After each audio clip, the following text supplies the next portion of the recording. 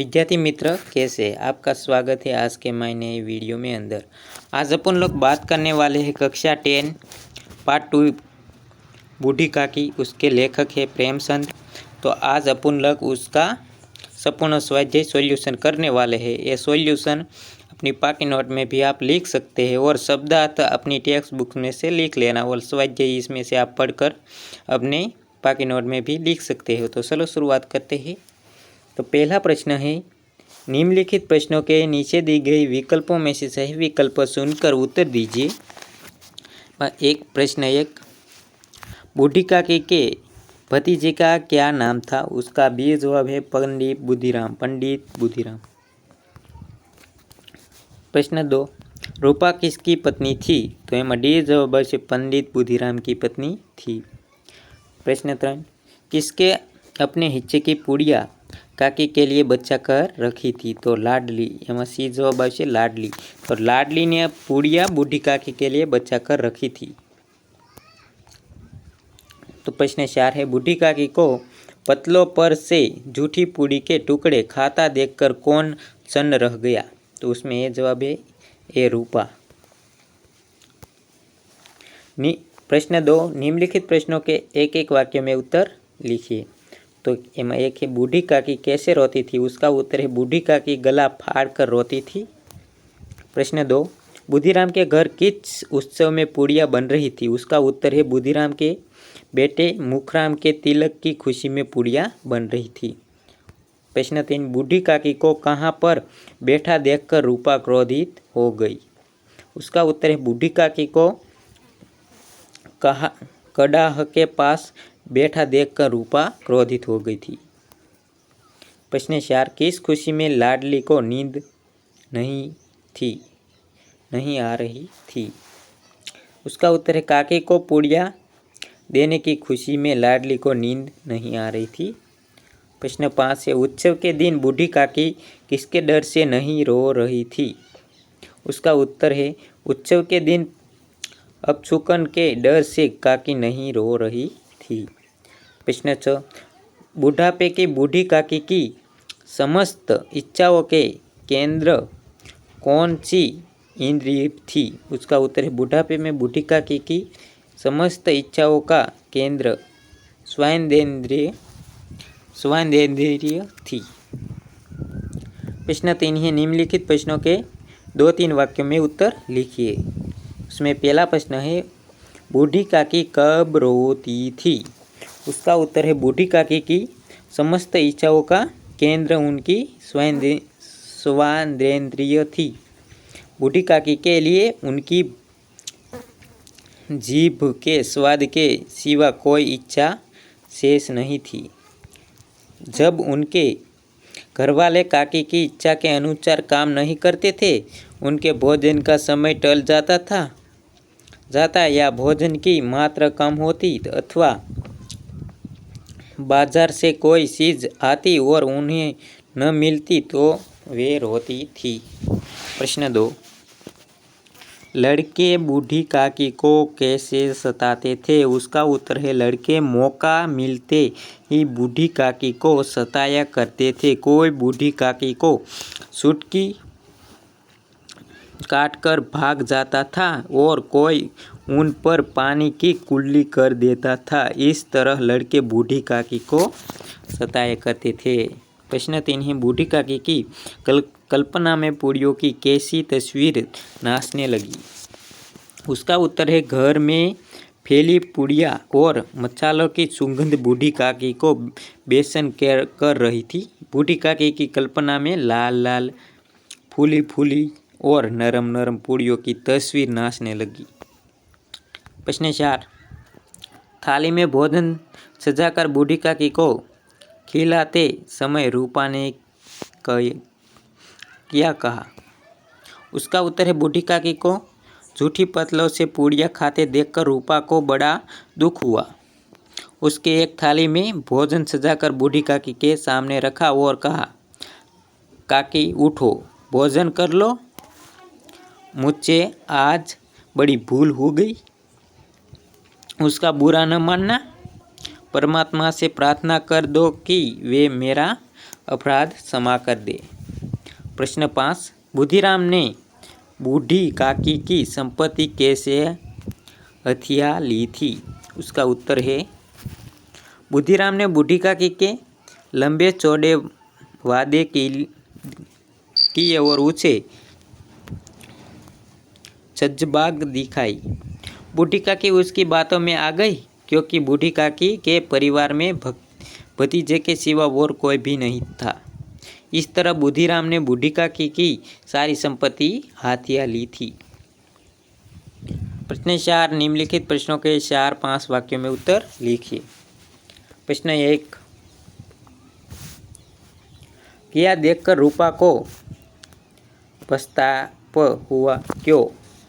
उसका उत्तर है, रूपा के बड़े लड़के का तिलक था और घर में उत्सव का माहौल था। मेहमानों को पूड़ियाँ, कचौड़ियाँ और मसालेदार सब्जियाँ परोसी गई। बूढ़ी काकी खाने की लालसा में राह देख बैठी रही, लेकिन किसी ने बूढ़ी काकी को नहीं पूछा। जब सब खाना खाकर सो गई, तब बूढ़ी काकी जूठी पतलों में से पूड़िया के टुकड़े चुन कर खा रही थी। तब रूपा ने यह दृश्य देखा तो उसे बड़ा दुख हुआ और अपनी भूल का एहसास हुआ। उसने सोचा कि अपनी संपत्ति से उन्हें 200 रुपये मिलते हैं। उसके साथ ही उसने बहु गलत बर्बाद किया। इसी कारण रूपा को बहुत पछतावा हुआ। प्रश्न 2 है, रूपा और बुद्धिराम ने बूढ़ी काकी के प्रति कब अमानुषिक व्यवहार किया और क्यों?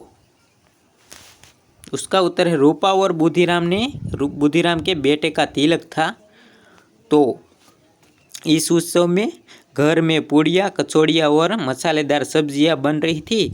घर में बने व्यंजनों की घी और मसाले की खुशबू बूढ़ी काकी को बेचैन कर रही थी। वे अपने आप को रोक नहीं पाई और कढ़ाई के पास पहुंच गई। यह देखकर रूपा क्रोधित हो गई। उसने काकी बहुत भला बुरा कहकर अपमानित किया। दूसरी बार फिर बूढ़ी काकी आंगन में आई। उस समय मेहमान भोजन कर रहे थे। यह देख बुद्धिराम क्रोधित हो गया और दोनों हाथों से काकी को घसीटते हुए कोठरी में पटक आया। इस प्रकार रूपा और बुद्धिराम ने बूढ़ी काकी के प्रति 2 बार अमानुषिक व्यवहार किया। प्रश्न 3 है, खाने के बारे में बूढ़ी काकी के मन में कैसे कैसे मंसूबे बंधे? तो उसका उत्तर है, बूढ़ी काकी को घर में बने व्यंजन की खुशबू बेचैन कर रही थी। वह उसे खाने के लिए व्याकुल हो रही थी। बूढ़ी काकी की कल्पना में लाल लाल, नरम नरम और फूली फूली पूड़ियों की तस्वीर नाच रही थी।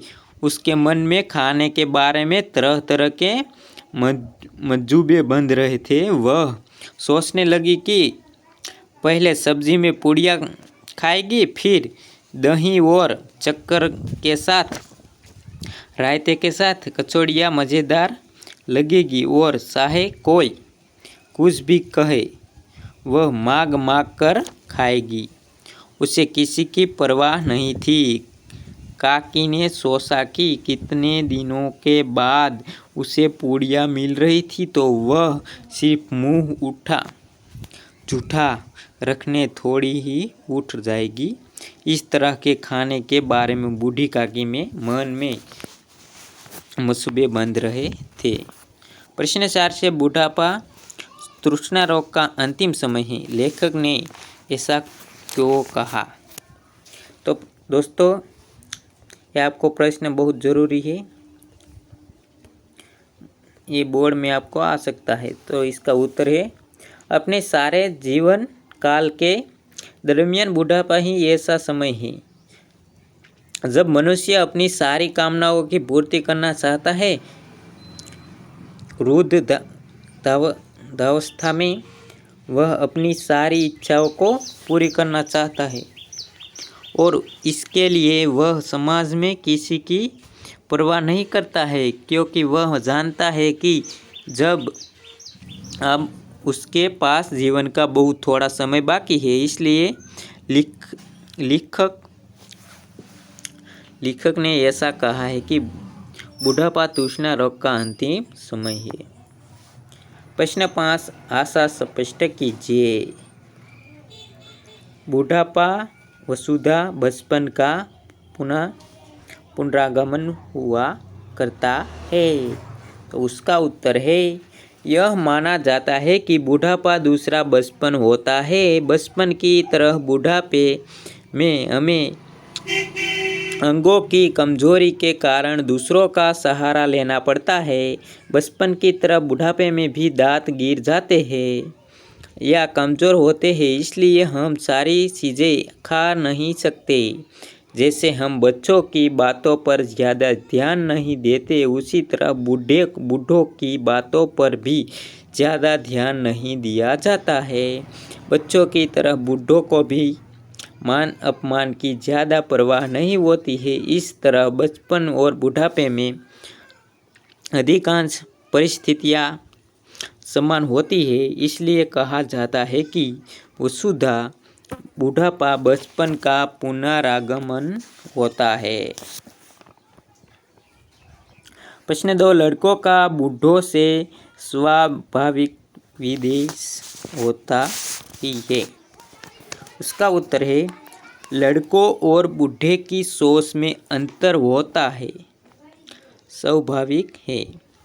नई पीढ़ी और पुरानी पीढ़ी के विचारों में काफ़ी अंतर होता है। बूढ़े लोग अपनी पुरानी सोच को सच मानते हैं और नई पीढ़ी अपनी नई सोच के हिसाब से चलती है। दोनों खुद को सही मानते हैं और दूसरे को गलत, इसलिए दोनों की विचार में मतभेद होना स्वाभाविक है। इस कारण लड़कों और बूढ़ों में स्वाभाविक विभेद होता ही है। प्रश्न नंबर 6, सूचना अनुसार उत्तर दीजिए। सूचना अनुसार उत्तर दीजिए। पहलो है, समानार्थी शब्द दीजिए। दीनता और वाटिका। तो दीनता थाय दरिद्रता અને વાટિકાનું થાય ઉદાન। प्रश्न 2, विरोधार्थी शब्द दीजिए। महे प्रतिकूल, सज्जन, अनुराग, सुलभ, अपशकुन, दिग्धार, निर्जलता, अपरिमित। तो प्रतिकूल थाय से अनुकूल, सज्जन थाय से दुर्जन, अनुराग थाय से विराग, दुर्लभ थाय से सुलभ थाय से दुर्लभ, अपशुकन थाय से सुकन चकुन, दीर्घाहार थाय से अल्पाहार, निर्लजता थाय से लज्जा, अपरिमित एनु थाय से परिमित। प्रश्न 3, शब्द समूह के लिए एक शब्द दीजिए। जहाँ घटना बनी है वह जगह, बीज का स्वाद, भूख से आतुर, धीरज की परीक्षा लेने वाली। तो जहाँ घटना बनी है वह जगह, तो घटना स्थल कहते हैं उसे। जीभ का स्वाद, तो रसा स्वाद कहते हैं उसे। भूख से आतुर, तो इन्हें कहवाय से उसे कहते सुधातुर। धरती की परीक्षा लेने वाली, तो धैर्य परीक्षक। प्रश्न 4,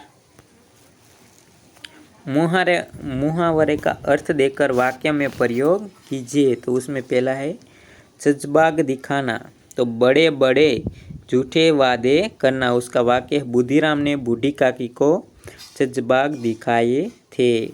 प्रश्न 2, आने से बाहर होना। तो अत्यंत क्रोधित होना। उस वाक्य है, बूढ़ी काकी को रसोई घर में देखा तो रूपा आने से बाहर हो गई।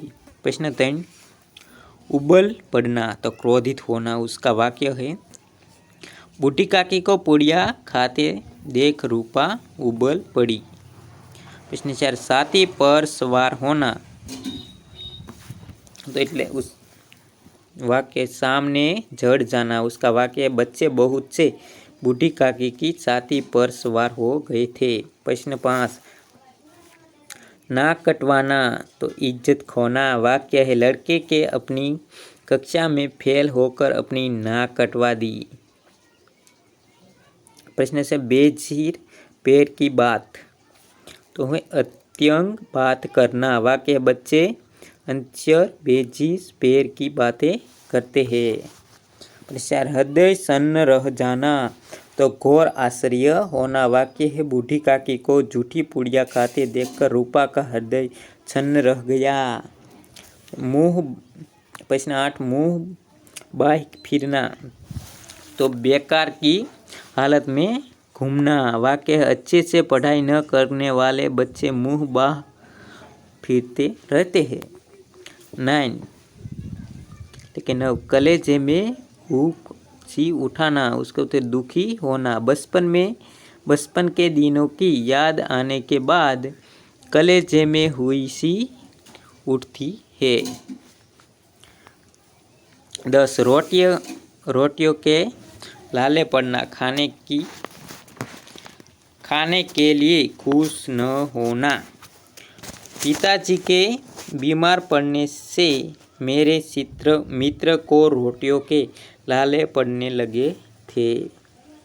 11, आग बबूला होना, बहुत गुस्सा आ जाना, अपनी बेटी का झूठ सुनते ही उसकी पिताजी का आग बबूला हो गया। 12, आवाज जवाब दे चुकना, साथ छोड़ देना, वाक्य उम्र के साथ हमारी याददाश्त भी जवाब दे जाती है। 13, कलेजा पची जना दया आना, वाक्य है बूढ़ी काकी की हालत देखकर रूपा का कलेजा पची गया। 5 से संधि विच्छेद कीजिए। 1 से प्रेमानंद तो परम प्लस आनंद, परमात्मा तो परम प्लस आत्मा, अर्धांगिनी तो अर्ध प्लस अंगिनी, स्वार्थानुकूलता तो स्वार्थ अनुकूलता, सहानुभूति तो सह अनुभूति, रसास्वाद रस प्लस आस्वाद, व्याकुल तो वी प्लस याकुल, दीर्घाहार तो दीर्घ प्लस आहार, प्रतीक्षा तो प्रति प्लस इच्छा, कंठावरुद्ध तो कंठ प्लस अवरुद्ध, श्रुधातुर तो शुद्धा प्लस आतुर, कालांतर तो काल प्लस अंतर, रक्षागार तो रक्षा प्लस आगार, सज्जन तो संत प्लस जन, संधि साय એટલે संत प्लस इच्छाए, पुनरागम तो पुण्य प्लस आगमन, दुर्गति तो दूर प्लस गति, सम्मुख तो सम प्लस मुख। प्रश्न 6, विग्रह करके समास का नाम लिखिए। तो एम पहलो है सुधातुर तो सुधा से आतुर में आवशे करण तत्पुरुष समाज। संधिशाय तो संत प्लस इन इच्छाए जो कर्मधारय समाज है। सुधावर्धक तो सुधा को बुढ़ापे वाला है जो कर्मधारय समाज। रसास्वाद रस का आस्वादन संबद्ध तत्पुरुष। तो दोस्तों आपको इस स्वाध्याय कैसा लगा मुझे कमेंट में बता देना, और अच्छा लगा है तो आप चैनल को सब्सक्राइब कर देना और बेल आइकन को भी टच कर देना। और ऐसे ही वीडियो देखने के लिए हमारी चैनल को सब्सक्राइब तो करना बनता ही यार। मैं कितनी मेहनत करता हूँ आपके लिए और आपको दिखाने के लिए। तो मैं 20-20 मिनट का वीडियो बना के आपके साथ पढ़ता हूँ। तो आप ये चैनल को सब्सक्राइब तो ज़रूर कर ही देना और बेल आइकन को भी प्रेस कर देना। तो मिलते हैं नेक्स्ट वीडियो में, तब तक के लिए बाय बाय। जय हिंद, जय भारत मित्रों।